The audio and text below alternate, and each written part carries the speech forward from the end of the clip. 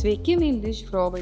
Šiandien ketinu Jums pristatyti trenerių nuomonę didžiausią įtaką žaidimui darančius U13 MKL žaidėjus. Penketuko eiliškumas yra sudarytas atsitiktinė tvarka. Na ką, pradedam. Stojam jame. 5 sekundės ir kokį dabar metimą pataiko Deimantė Krypaitė. Deimantė Krypaitė, Vlado Pnašiaus krepšinio mokykla.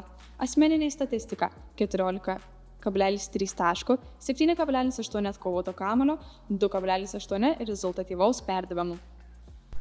Šiuo metu Deimantė yra komandos lyderiai, pasižymėti puikiu aikštės matymu ir gebėjimu valdyti žaidimą.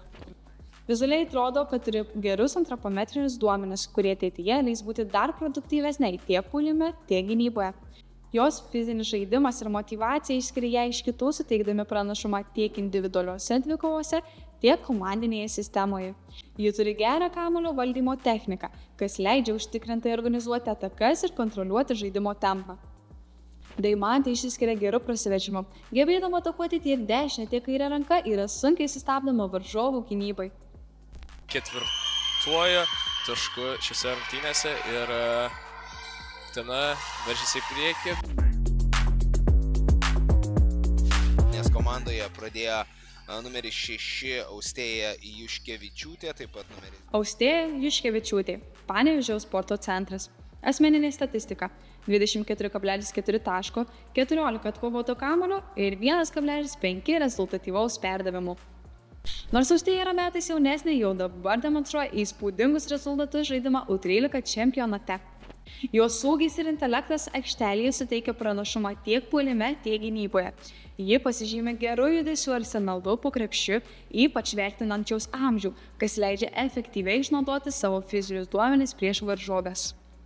Nors Austėjai dar trūksta tvirtesnio lyderystės vaidmens, tai tik laiko klausimas, kada augant patirčiai ir pasitikėjimui, ji taps dar tvirtesnė ir pavojingesnė žaidėja.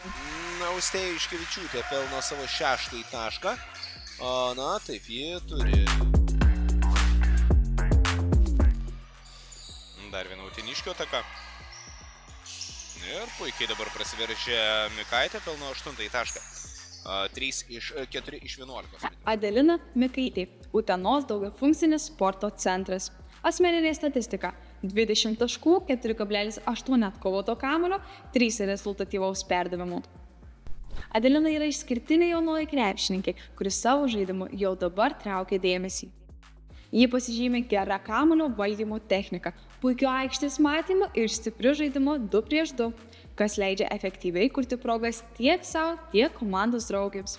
Jos charakteris didelis pranašumas. MKL strategų nuomonė Adelina yra agresyvi, veržli, nebijanti kontakto ir plastiška žaidėja, kuri nuolat spaudžia varžoves tiek puolime, tiek gynyboje. Nors žaidėja nėra itin aukšta, ji tai puikiai kompensuoja savo energiją, judrumu ir kovingumu.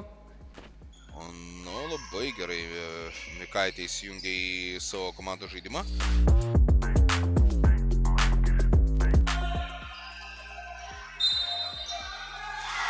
Ir štai čia Austėja Dabužinskaitė.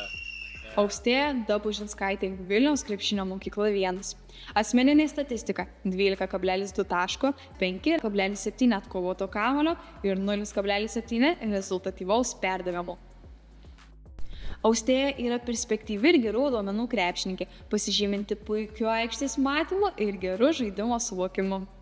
Jos asmeninė statistika rodo, kad ji gali būti pavojinga puolime ir aktyviai prisideda prie komandos kovos dėl atšokusių kamuolių.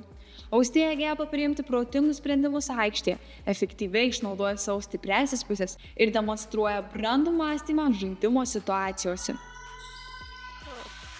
Labai gražiai susižaidžia dabar Austėja Dabužinskaitė su Elada Vaitku.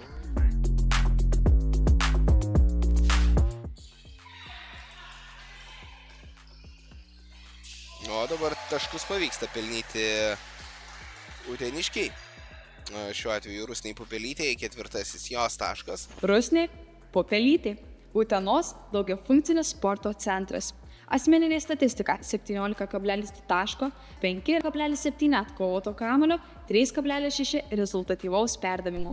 MKL trenerių nuomonė Rusnė yra staigi, greita, ambicinga ir taikli krepšininkė, kuri aikštėje demonstruoja pasitikėjimą savimi ir ryžtą.